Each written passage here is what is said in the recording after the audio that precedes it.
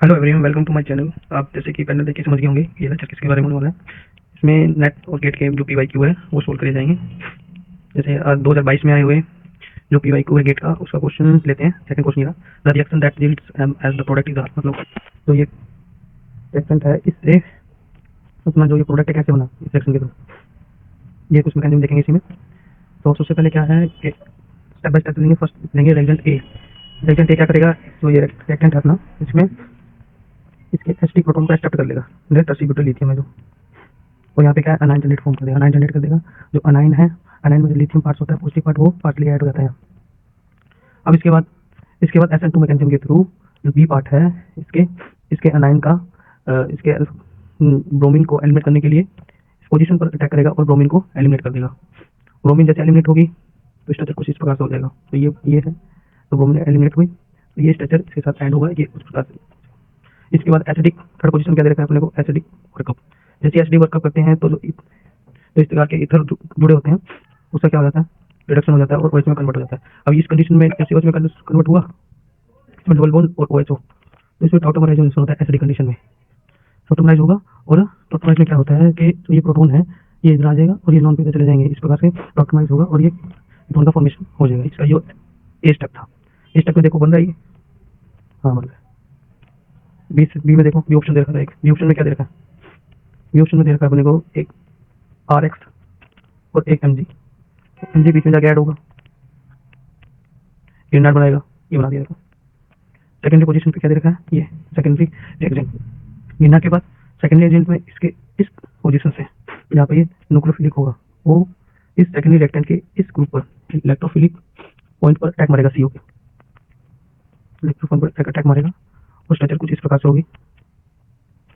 इस ग्रुप ने इसने इसके इलेक्ट्रोफिलिक सेंटर पर अटैक किया और दोनों पर ऑक्सीजन पर नॉन पेयर, उसके बाद वापस स्टेबिलिटी के लिए और OMe एलिमिनेट हो गया।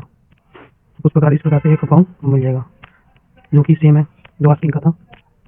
ये देखिए ये सेम है, ये बन रहा है। एक बार देख लेते हैं पहले क्या हुआ। ग्रीनार्ड का फॉर्मेशन हुआ, इसके बाद उसके बाद एक अच्छा लिविंग ग्रुप बना, ग्रीनार्ड बना, RMGX एक लूड जो यहाँ पॉजिटिव चार्ज न्यूक्लियोफाइल बना। उस न्यूक्लियोफाइल ने इस पोजीशन पर या इस पोजीशन पर अटैक किया जहाँ पर इलेक्ट्रॉन डेंसिटी कम थी और CO करके एसिडिक कंडीशन में जब ये डबल बॉन्ड फॉर्मेशन हुई यहाँ NCOMe और Me का, तो ये ब्रेक हो गया और जो डिजायर्ड प्रोडक्ट था वो बन गया। ये देखिए बन गया। सेकंड ऑप्शन भी सही था इसका। थर्ड ऑप्शन है, थर्ड में देखते हैं लिथियम और एल्काइन पोजीशन दे रखी है। ए में ये ऑप्शन दे रखा है, सेकंड में H2SO4 एक्टिलिक अमाउंट में दे रखा है।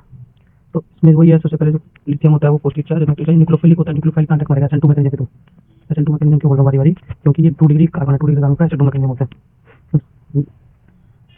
1 डिग्री कार्बन पर SN10 मैकेनिज्म होगा और Br का एलिमिनेट हो जाएगा। Br एलिमिनेट हो गए, अपना जो प्रोडक्ट बनेगा इस हिसाब से ये एल्काइन और ये पोजीशन आपस में ऐड होगी, जो कि देखो ये देखिए ये स्ट्रक्चर जनरेट होगी। अब इसमें जो एल्काइन है, एल्काइन पर जब भी H2SO4 कैटालिक अमाउंट में H2SO4 के साथ रिएक्शन कराते हैं, वाटर H2SO4 के साथ, तो ये इसका क्या ऑक्सीडेशन कर देता है, इस पोजीशन पर ऑक्सीडेशन हो जाता है। तो ये देखिए डिजायर्ड प्रोडक्ट बन रहा है। ये बॉन्ड देखना, इसमें 1 2 3 4 1 2 3 4 से 1 2 3 4 है, लेकिन इस डिजायर्ड प्रोडक्ट में 3 है। 1 2 3 ओनली 3 कार्बन, 1 2 और 3 कार्बन, अपने 4 बने, तो ये डिजायर्ड प्रोडक्ट नहीं होगा, सी ऑप्शन गलत होगा, नहीं होगा। डी करते हैं। डी में देखिए वही, सबसे पहले क्या हुआ, तो बेस था, बेस ने क्या प्रोटॉन को एक्सेप्ट किया इसकी पोजीशन से, एसिडिक पोजीशन से, न्यूक्लियोफाइल जनरेट कर लिया। न्यूक्लियोफाइल ने क्या हुई, SN2 मैकेनिज्म के थ्रू Br को एलिमिनेट किया, इस प्रकार की स्ट्रक्चर जनरेट होगी। जब ये स्ट्रक्चर जनरेट होगी तो सेकेंडरी पॉइंट क्या दे रखा है इसने, फर्स्ट ऑप्शन से तो हो गया, ये इसका फॉर्मेशन हुआ।